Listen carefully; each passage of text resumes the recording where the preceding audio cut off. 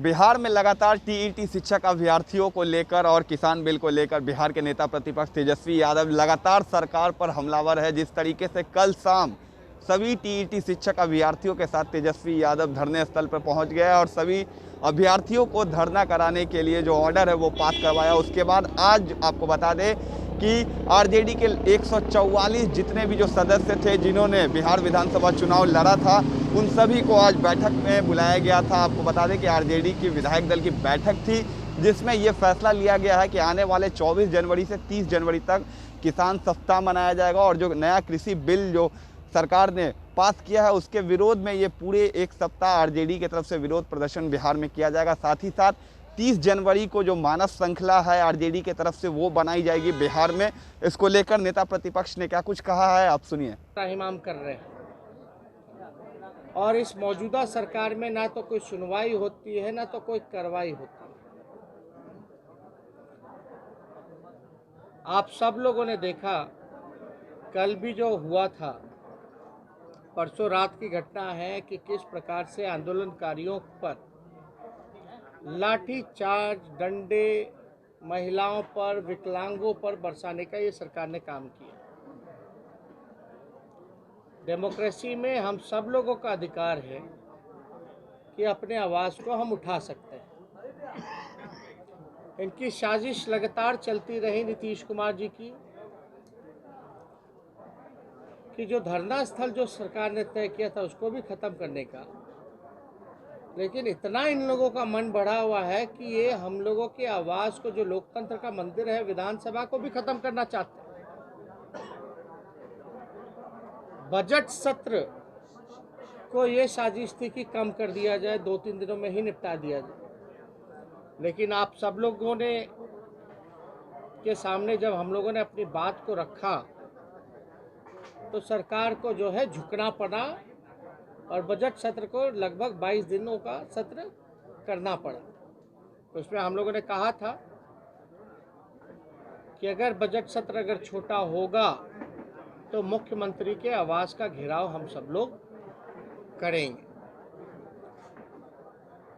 तो ज़्यादा कुछ हमको नहीं कहना है, लेकिन बिहार में जिस प्रकार से समस्या बढ़ती चली जा रही है, चाहे वो लॉ एंड ऑर्डर का इशू हो, चाहे वो किसानों का इशू हो, चाहे वो मजदूरों का इशू हो, चाहे वो संविदा कर्मियों का इशू हो, चाहे जीविका दीदी हो, आंगनबाड़ी हो, रसोइया हो, स्वयं सहायता समूह हो, नौजवान हो, पूरी तरीके से सरकार जो चोर दरवाजे से आई है अपनी स्वार्थ की केवल पूर्ति कर रही है, क्योंकि ये लोग सत्ता के लोभी लोग हैं।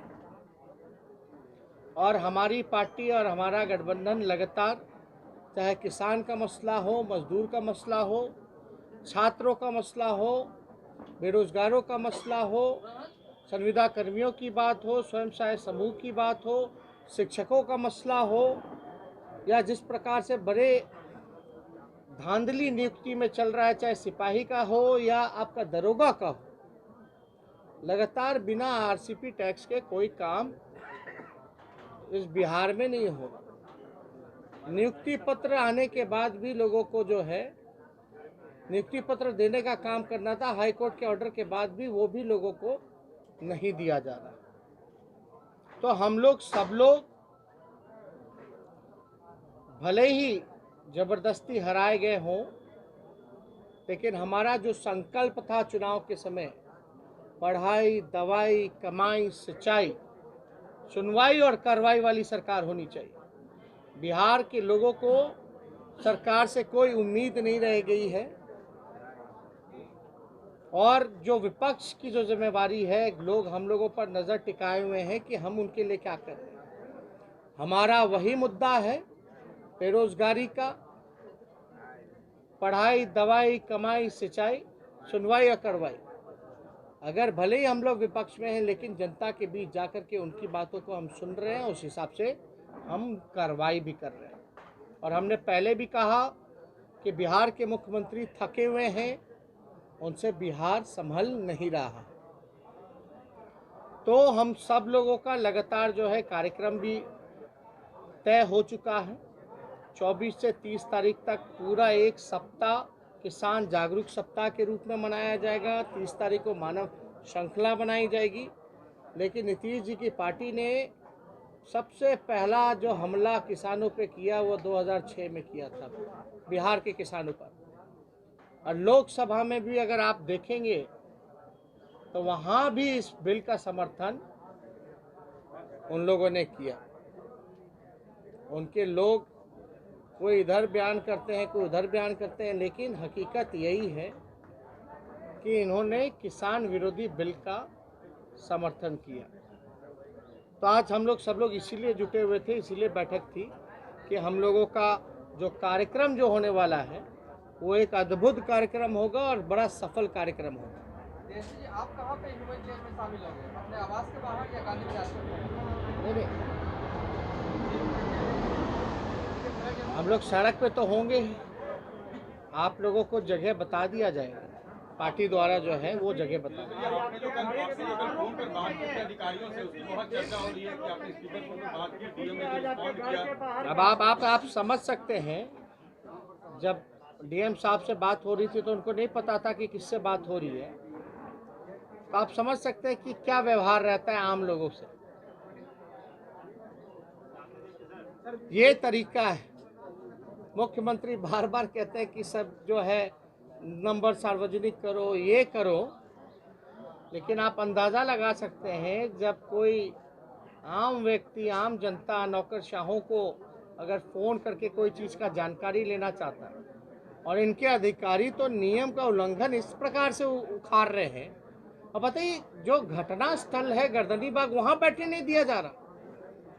दिल्ली में भी जंतर मंतर है, 24 घंटे वहाँ धरना लोग देते हैं, अनिश्चित काल तक लोग बैठे रहते हैं। और यहाँ स्थिति देख लीजिए, पहले तो हड़ताली चौक हुआ करता था, उधर फिर आपको नाले के पास फेंक दिया गया, अब वहाँ भी लोगों को नहीं बैठने दिया जाएगा।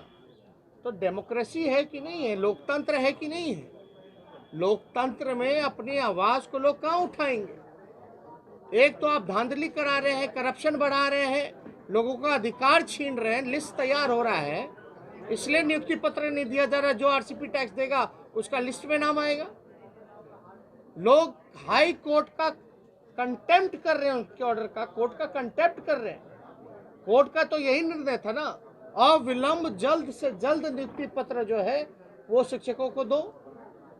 क्यों देरी हो रही है? अगर इस जायज मांग के साथ अगर वो शांतिपूर्ण ढंग से नियम अनुसार सेलेक्टेड जगह सरकार का वो भी किया हुआ अगर वहां धरना दे रहे हैं तो आपको क्या राइट है हटाने का? तो ऐसे मन बढ़ा हुआ है अधिकारियों का कि नियम, धज्जियां, संविधान सबका मखौल उड़ा रहे हैं। और क्या व्यवहार है ये किसी से छुपा नहीं है।